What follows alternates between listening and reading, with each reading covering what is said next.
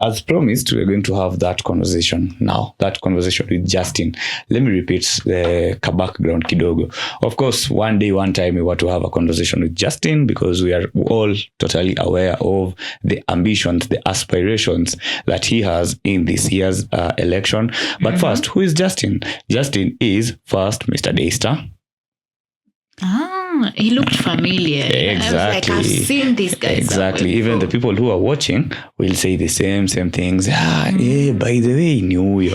Justin is a student at Daystar University too. At a confirm the school. And also Justin is EP and Tamwachia confirm aspiring to be in one seat. Although nilitaja kidogo, but sasa yata si yako na sisi hapa. Atasema. And we had someone who had similar ambitions, not really far from today, just last week, and he came, he gave us manifestos, he said this, he said that, he said nitafanya hivi, nitatenda, nitapanga, nitafanya na tutaleta dunia pamoja, na tumetenga katika ofisi tumeweka shilingi bilioni tumeweka shilingi and now the team, which is the Comrades Association of Daystar University, it's association, yes, they were listening to the show and then ikawaguza kidogo and they were like, ai, mbona nimesikiza hii maneno mahali. And then now they look back at everything that they had in their plans and they were like, hii ni maneno yetu, wametukopi. Now we're going to have that conversation with Justin. Justin, karibu sana kwenye show. Welcome. Thank you very much for accepting our invite. Utasonga tu karibu na mic kidogo, or you'll have the mic songa karibu nawe. Salimia jamii kidogo, that introduction which I didn't finish about Justin. And also now we have that conversation of what you were feeling. It wasn't right, and let us hear from you. What are your plans? No, baby mwingine aseme pia huyu ameiba. Yeah, Justin, karibu. Okay, thank you. My name is Justin Mutinda. I am a second year student in the School of Law. Yes, I'm Mr. Daystar and I am an aspiring gubernatorial candidate.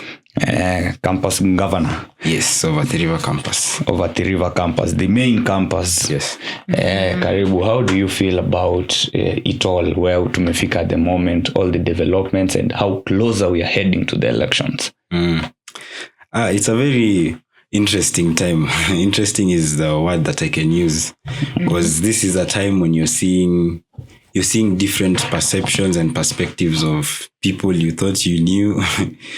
But yeah, the pressure is coming, but we are also very ready. There are people who are showing you their different colors. Are there people are showing themselves.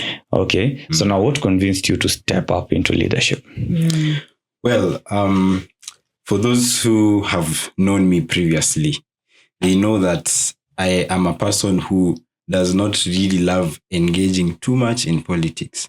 But later last year, I got the chance to work with the now government, the Daystar government of right now. And I was listening and doing surveying around of the issues affecting Daystar. And with that, I came and listened to the people who are now vying for these positions. And I was thinking to myself, what change are we bringing to Daystar? It's really hurt me. I think I'll speak about it as we go on. Some things that I was conducting a research on in the school, they were really hurting me. And honestly, that drove me into even wanting to get this, not the seat, but this authority that would spearhead the kind of dreams that I have for Daystar. Okay, yeah. Justin, when students look at leadership, even you as you look at leadership, whether nationally or even on campus, we have something called representation. And we want to know if, like, what your leadership will make different about representation. What symbolic thing will it bring upon? Yeah, we are aiming to create a very strong relationship with the council, the students, and the different major student organizations like DCF, DC3. But we want it to be like a student can come to us and tell us their personal problems without fearing, because then if they can't do that, what's the point of us being there? Okay, so beyond the title of being the campus governor, there are many roles. What according to you are those roles, and what are you expecting to be your roles as the campus governor? Okay, yeah, so the ones that have been stipulated in the Article 22 of the DUSA Constitution are majorly about sports, student welfare, and generally the campus activities. I can say, for example, under sports, it's the coordination of the sporting teams, it's the creation of associations, registration, all that, ensuring that the campus is not boring. Those are all roles that are of the campus governor. But now, if I could put some personality into it, as a campus governor, you ask yourself, how many people are struggling right now with the rent of campus because maybe they're too high. You ask yourself how many people are suffering of illnesses because of poor standards of food. Yeah. So you've talked about poor standards of food. You've talked about, struggling with fees. You've talked about all this. What do you think? Where do you think leadership has fallen short on those problems pertaining to students? Yeah. Where I think leadership has fallen short is the personal vendetta to fight for these people. You see, if I genuinely care about the people who I apparently lead, if someone were to approach me with an issue, my first objective would be to go to the administration and complain. But then the administration, they might not do exactly what we need them to do. But if they don't do it, it is still our work to call them out so that they can be obligated to do these things. Yeah. You see, let us change gears a little bit. The things that you are saying about you're going to talk to them and then they might not do it, but it's my duty to. These are things that many people say. How do you feel you're going to make it different? Yeah, so this is, first of all, our party is called Comrades Alliance of Daystar University, not association. And one of our plans is to empower the House of Congress.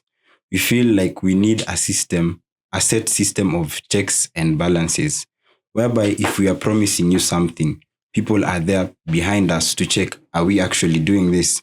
But above the Congress, we are also planning to have a committee that overlooks these things, a separate... Step by step, sorry to interject. Okay. Let's talk about empowering the Congress House. Many people, again, even the current government, these are things that they said, we're going to empower the Congress. Give us the structures in how are we going to empower the Congress? Okay, so under this current DUSA constitution, there are no set guidelines for the House of Congress to check maybe the budgets of events. They are there, but they are not sufficient enough to ensure that no one steals money. They are there, but so how do we then ensure? Sorry once again to Nene. How do we then ensure? Because we need to get to the how. All right. We are now trying to push for a constitutional referendum where the students themselves will participate in the making of this decision. So you are saying today that KADU will push for a constitutional referendum that will bring in laws that will help Congress House be able to capture people who are playing with the funds. Yeah. Which law is this? Leave alone even the referendum. Which law? Which law in Kenya or? No. Because the referendum, umesema ni ya Daystar. Yes. Yeah, so it's the Daystar Constitution. Which law actually needs change, and what law are you guys going to propose in this referendum? And remember, referendum is not an easy thing. Yes, it's not. All right. So if I am getting your question right, which law? Now what we were trying to do is I spoke about this committee. It's supposed to include the Congress. We are now trying to create a law that were to say that when you as a council member is creating, say, a budget, you're supposed to be transparent to them, showing them adequate receipts of what you're doing with these funds. That is what happens in the previous constitution and even in the current one. That is what happens. So where is the change? You see, right now, I can tell you for a fact that when a council member is making a budget for an event, the Congress members do not know. Right now, if we go and do a survey of each Congress member, they have no idea of these things. So no Congress member knows about how much is Soya, how much was spent during the Daystar Festival, Isadu dinner. They don't know the budget for these things. What they know is, you see, I heard that actually this event is given, say, 1.2, 1.3. That's what they know. But do they actually know how much actually went into the planning? Like if there's a committee, you see those planning committees, it's like they are not obligated to say we used this amount of money for this and this. The budget is usually read out in Mombasa, which is tradition. After elections, when we are reading in now the budget for the new year, and normally academic year begins and ends in August. Yeah. So now when they meet in Mombasa to discuss about the next coming year and also the performance of the previous one, they are shown how much will go to student sponsorship. That usually take the lion's share.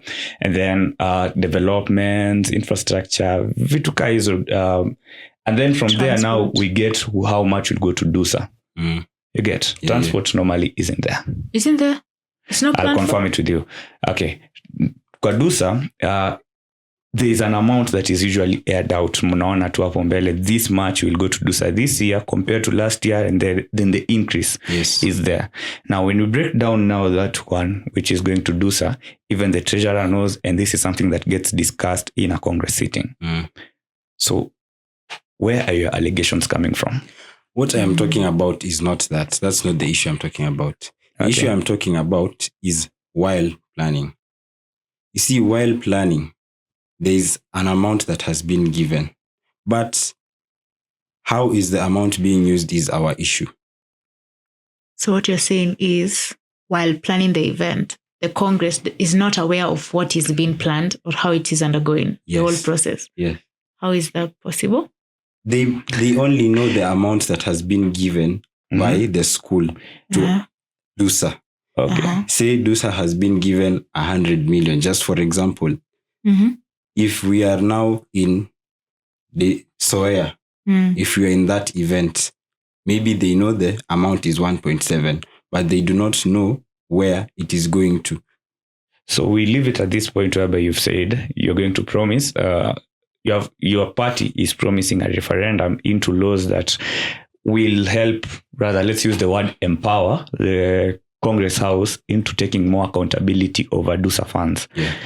Sawa. We will also have a conversation with Congresses and other people, and we'll get to understand more about that. Yes. We talk about something else, which is realities of what is happening in campus, and talking about which Jojo started, students feeling unheard, which is a question that I also asked other aspiring DUSA officials and also DUSA officials who are still in power. The students are feeling unheard. That is the hard fact.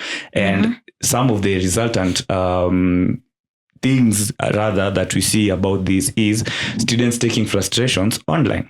You'll see a student who's recording a hyena passing by down there. You'll see a student who is recording about being harassed by the monkeys, even catch security. You'll see students talking about food quality. They do this in TikTok, Instagram, WhatsApp groups, Nini. They don't take it to the offices. And that's not what should happen. However, they don't do so because they feel and then what will they do? No, hata achana disciplinary, because nobody fears disciplinary. It's all about representation. If I talk about the clinic in campus, but again, tukienda na tuambie there's nothing they do, that is the situation in which students are in. You are aspiring to enter into that office that should be handling student affairs. What does that shift in culture now say about the trust that students have in existing offices? All right. So our party has an agenda we call the care agenda. And we have actually noticed that we are not being heard as students because we are also students. And what we are thinking, how come the students are thinking about going to the offices of the staff while the student council is there to represent them? We are planning to regain this trust. It's beyond even offices of the staff. They're going online. Yeah, they're going online. Yeah. Mhm. So what we are trying to do to regain this trust is to create opportunities for students to actually come to us. For example, we are undertaking a social media empowerment training for students where they can come, be trained on social media monetization, and be given starter kits for social media content creation. The way we are trying to regain the trust with the students, it's not necessarily like trying to lure them with things that they love. We're just trying to see how we can grow the skills they have, the talents they have, so that they can now come and have a rapport with us. When they have problems, why don't they pass it to us? And because we care for them, we now go to these offices and we air out these issues to them. But if we air out these issues to them and they seem to not really be understanding us, it is still our work to call them out for that. Okay. Now, if I may ask, you've talked about social media management, but now I want to hear practical steps that you will actually take to gain the trust of the students. We're trying to change this whole thing whereby we're just given promises. Let us know of the plan, the structure that is there. Like if you meet me on the street, what will you tell me to regain trust to the government, the student council now? Well, I believe that this is not just a one-step thing that can be done in one night. Because, trust is something that is very hard to regain once it has been broken. Mm-hmm. So, as I have said, it's not only about social media. I just said one example. As a party, what we are trying to do, even when we are approaching students, we are approaching them not as subjects to vote for us. We are approaching them as friends. We're actually building friendships with these students so that they can see us as more of friends than just the Daystar Council. We want them to see us as friends. Another thing, we even saw that there has been an issue of the campus being boring and now people are engaging in things that are not good. So now let me give an example of some maybe steps that can be taken. Okay. Number one is now creating a rapport with the students, with our fellow students, making them our friends. After we have made the people our friends, we now go to how can we empower them in what they are skilled in by, first of all, getting rid of some of these things that are dragging them down. Like drugs, we tried to bring NACADA to do an awareness of drug and substance abuse, and it reached 50 people. We are also thinking about how we can make the campus more interesting for students, because it's become a very, boring place to be. So people can go now engage in things that are not good for them. So number one was creating a rapport. Number two was empowering them. And then finally, number three is actually involving them in decision making. We don't need to call for a baraza in the amphitheater so that we can hear people's problems. We just need to approach people. Hello, when I greet you, what are you struggling with, by the way? I am supposed to be your student leader. You're supposed to freely tell me what you're feeling, and I air it out to the necessary authorities. Okay, before we take a break, let's talk. Jojo, I don't think we can disagree that security of campus is the biggest issue that we are facing. It is the biggest issue. It's the biggest issue we are facing. So let's talk about it a little bit. We've seen security imekuwa shida sana, and the more we proceed, the worse it gets. Some may say that, yes, we are seeing now officers doing some things to do it, but the response is kind of haishiki vizuri, right? Yeah. So now, what role do you feel your office should play, and is it playing it with the previous leaders or not? And beyond just responding to the problems, how should leadership create an environment where students actually feel safe reporting issues? All right. So I think I'll start with the second question. Is the previous leadership addressing the issues of security? You asked that, right? Mhm. Okay, I'll repeat.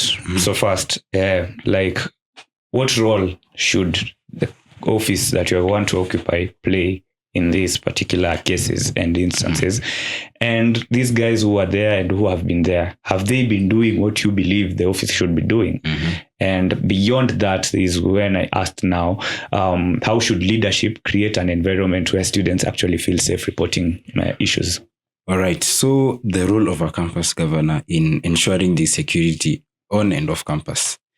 If I am a campus governor, I cannot go and physically protect the students with weapons.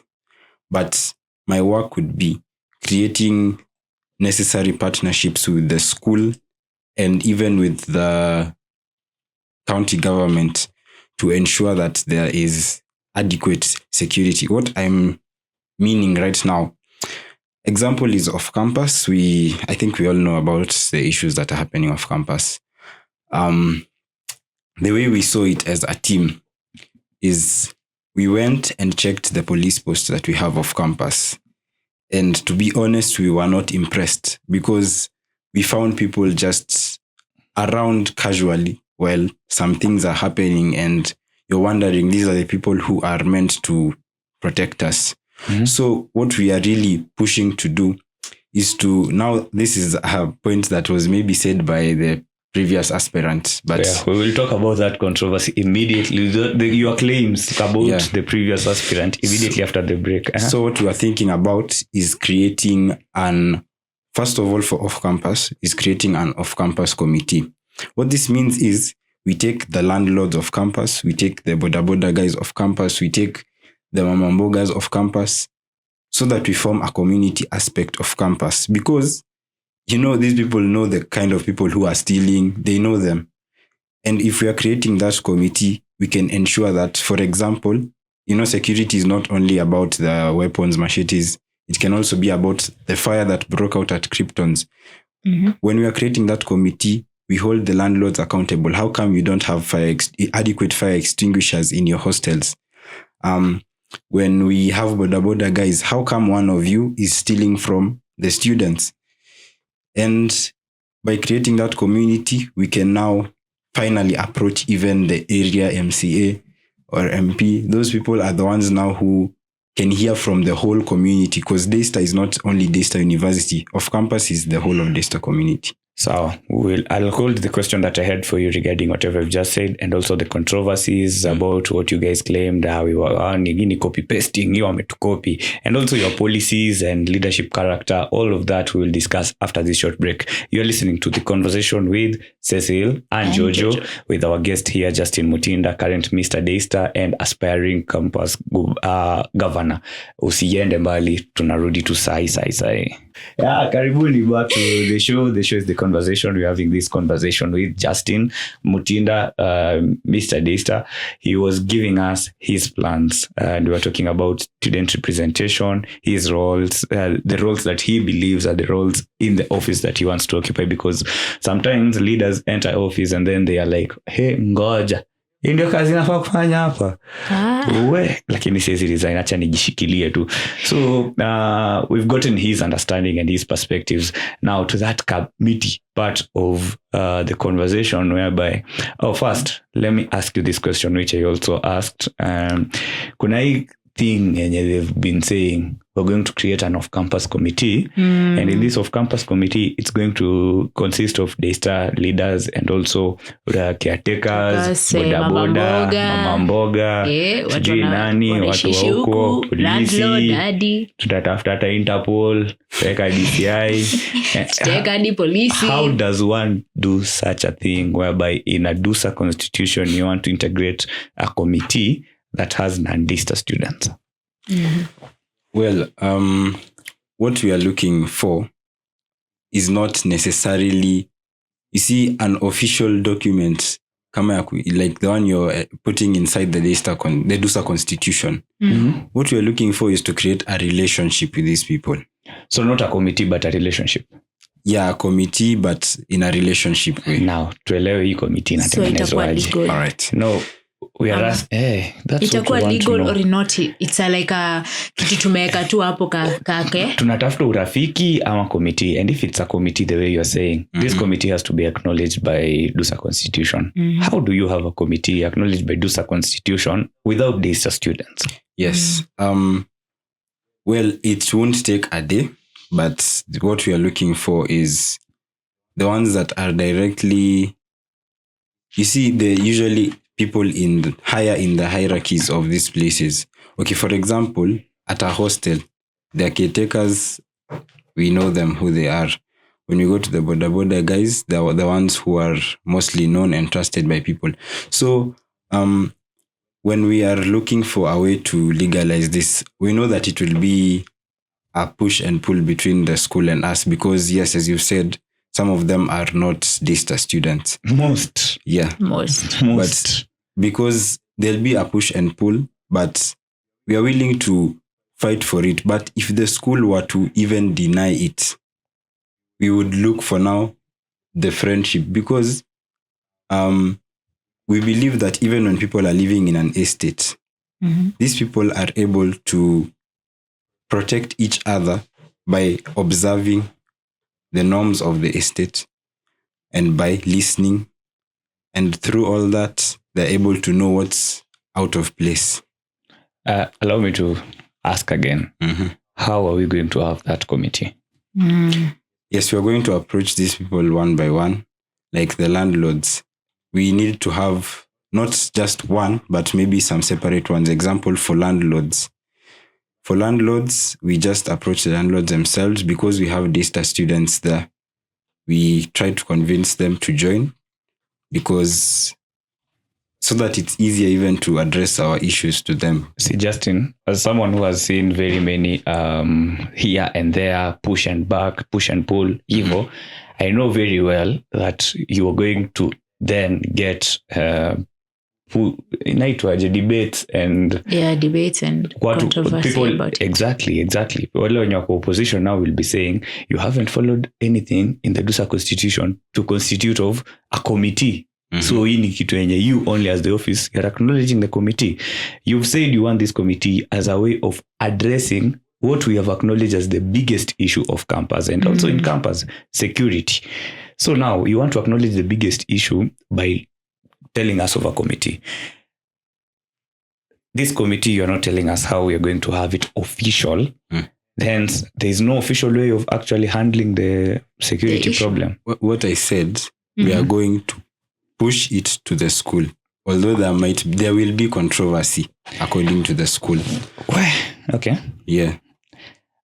Okay, and let's say if this, the school actually allows it, leave alone the pushing, the school actually allows it. How are you going to form this committee? How have you planned to have these meetings with the committee to get to know what is happening and solve the issues? As I said, we will approach them one by one. Approaching them one by one and convincing them to join on a one-by-one basis. After they join? After they join, now we plan to have normal meetings with a monthly. Yes. Justin, how long do you believe this will take you? We are planning to start. We are not saying we will accomplish within, but we are planning to start within the first 30 days of us entering office. And how long will it take after the first 30 days? How long will it take after the start to formulate this thing? How long will it take for you to actually have it? We believe that within our first semester, we should already have a solid team. Okay. Tutauliza tujue just tuko hapa. The controversy that you guys were raising, that someone has copy-pasted you, and which includes this particular topic that you're talking about. Yuri came to this show. Yuri gave us his structures of how he's going to lead, and it included that, and we asked the same question. Now you're giving us that, and it's your team which said Yuri came and stole our ideas, and he said our ideas. So what I want to actually understand, you have like facts about your accusations. exactly. Like, which official way did you guys actually say these things so that now you can claim someone copied They you? do Yes. copyright of it. So we have official documents of our plans, and we even went on a podcast. It is online.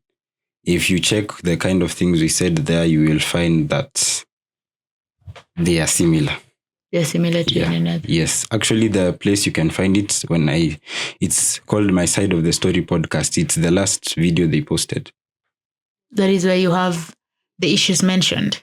Yeah, we have issues mentioned there. And above that, we can also provide our manifesto, which will have these issues. So did he say exactly as the way you guys put it in your document, ama alicheza nayo?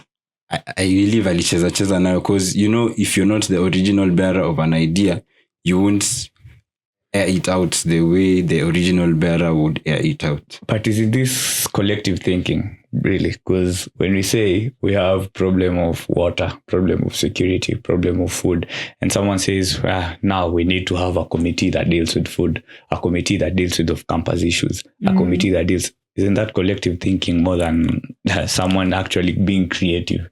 Well, it might be, and it might also not be. But I think whoever might be interested should just go and watch that video and then watch this concurrent video and see the kind of things that were being said. Okay, now, so that we may understand, or so that we may know the truth, you might tell us a bit about your manifesto. All right. You can explain to us like what you exactly said in that, and so that you may see, even the audience sayo akisikia go, ai Guri alisema kitu mlisema, they'll now know the truth. So the ones that I can remember right now are about that off-campus welfare committee. The rest maybe I would update afterwards. So ni kitu moja tu sofa yenyewe. That's at the top of my mind. Hiyo ndio iliwaribia usiku. Okay, so if two leaders present an idea, okay, and this idea is the same, how should voters determine who actually has this vision? All right. I believe that the objective way to go about it would be they go and check whoever has better implementation methods and work with them.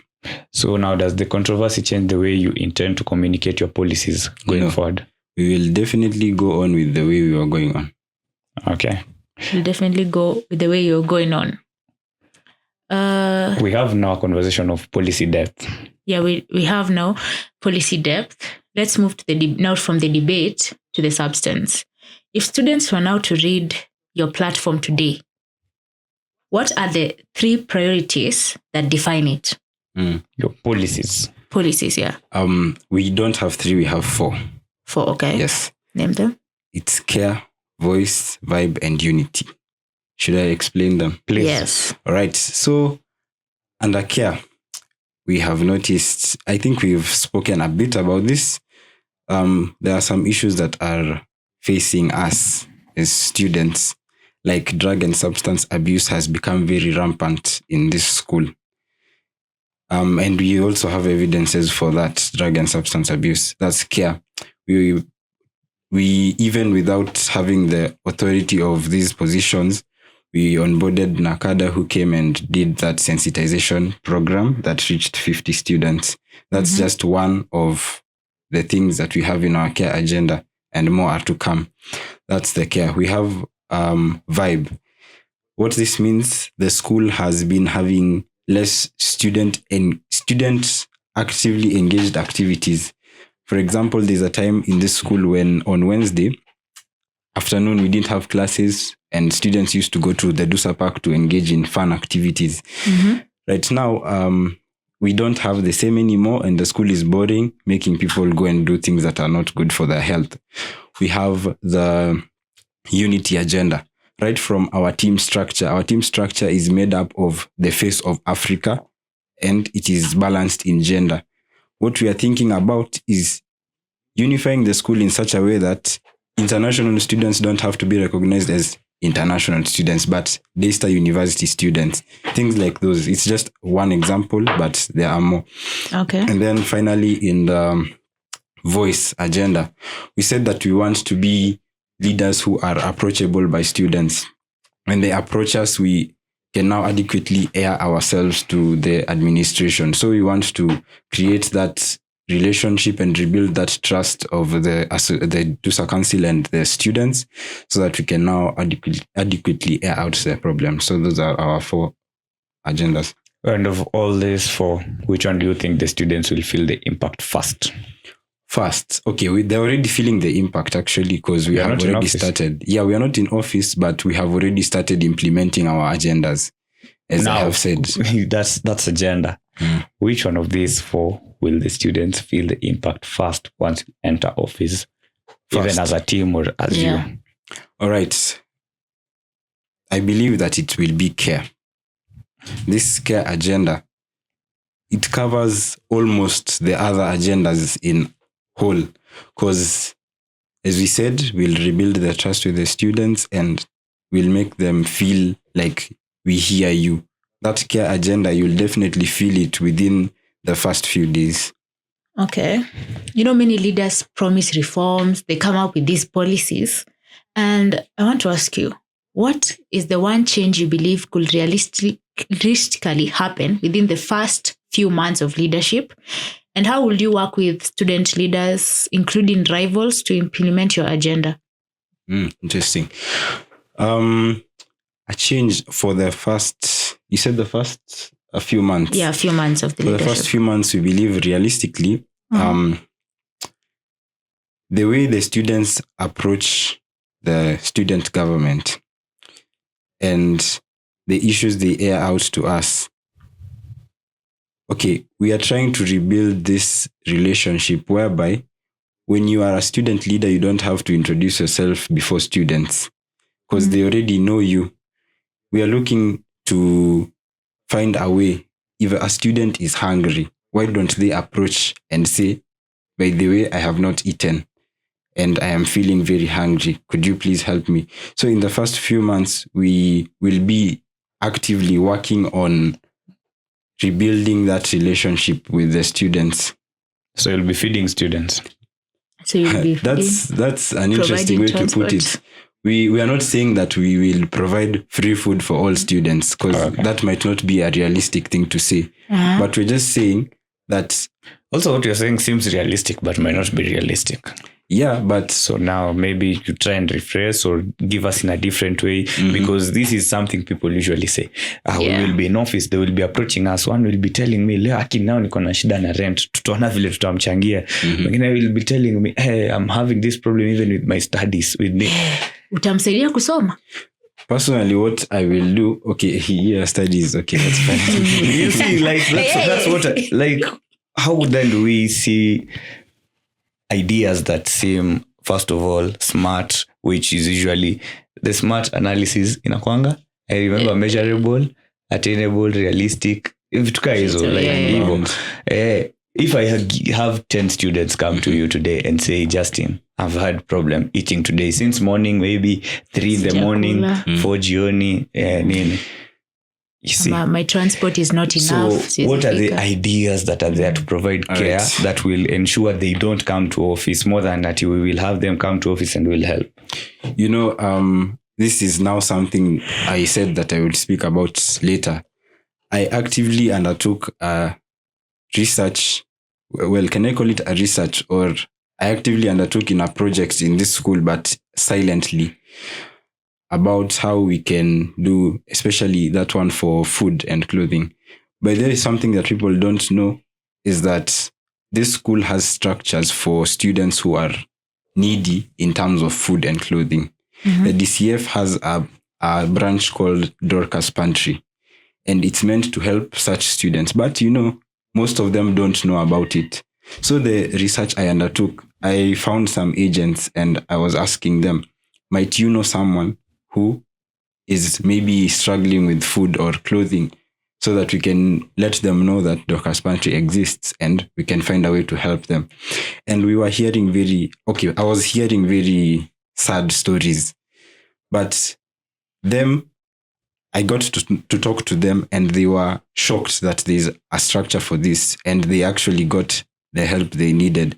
So I was thinking, because there are already set structures for these things, how come we don't educate the students about them? So I feel like in those first few months, we'll be telling the students about these structures that have been set to help them in these specific things. But if those structures don't help them, we can undertake it now as a personal vendetta to do that. So we take a quick dive into our last topic for the day in the next few minutes, and we talk about leadership character. Let's understand your leadership character. And in student politics, the politics can quickly become personal and confrontational. We've seen it in, I should say, almost all, if not all, elections that I've seen here in Daystar University. Mm-hmm. How do you keep disagreements from turning into hostility, into ugly scenes, and etc.? Yes, I believe that disagreements are not only for opponents, it can also be in fellow council members, as we saw at the kind of beginning of this current regime. The idea that I have in mind for this type of conflict resolution, it's called escalation procedures. If I have issues with someone, I try and talk to them. But if they seem hostile to me, and we are supposed to be working towards the betterment of Daystar University, we escalate it to a higher personality. Maybe, say we are in council, we escalate it now maybe to the president. If he doesn't find a solution, we even have certified mediators. We take it to them. If that can't help, we take it maybe to the dean of students. That escalation procedures, I am pretty sure by the time it's gotten to the third step, we would have already found an understanding, because it's all about understanding each other. Okay. Criticism is inevitable in leadership. Yes. What kind of criticism do you think is good?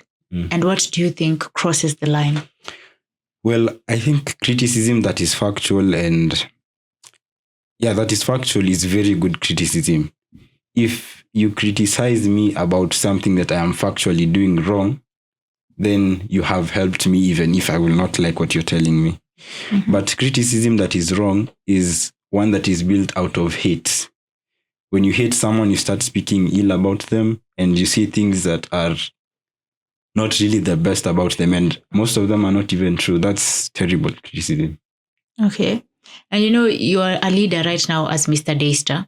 What do you feel like students misunderstand you from? Like, unakutana na mtu anakumisunderstand about it. Yeah. That's a tough one to answer, because people might misunderstand me in the sense of sijui nimejiweka wapi. Mm-hmm. I've actually experienced it before, because this is a role that is a ceremonial role, and when I go to places, I feel people talking about me like, sasa huyu anajiona aje. That's the kind of thing, misunderstanding we have with them. Oh, but kwa ground sio hivyo vile unasema. People who know me can tell you, I am a part of Lulos. You can go and ask them. And in DUSA, your CV seems to give someone who is not really experienced with being in any DUSA office, but being just Mr. Daystar. How would you speak about that, and what confidence should we have in you to run things? Mm-hmm. So I have worked on the ground with the current DUSA council. Mm-hmm. Not necessarily as a council member, but in planning some of the things they have, in helping them one-on-one with the things they have been doing, and have been observing and also seeking counsel from people who are experienced in these fields, like leaders from other universities.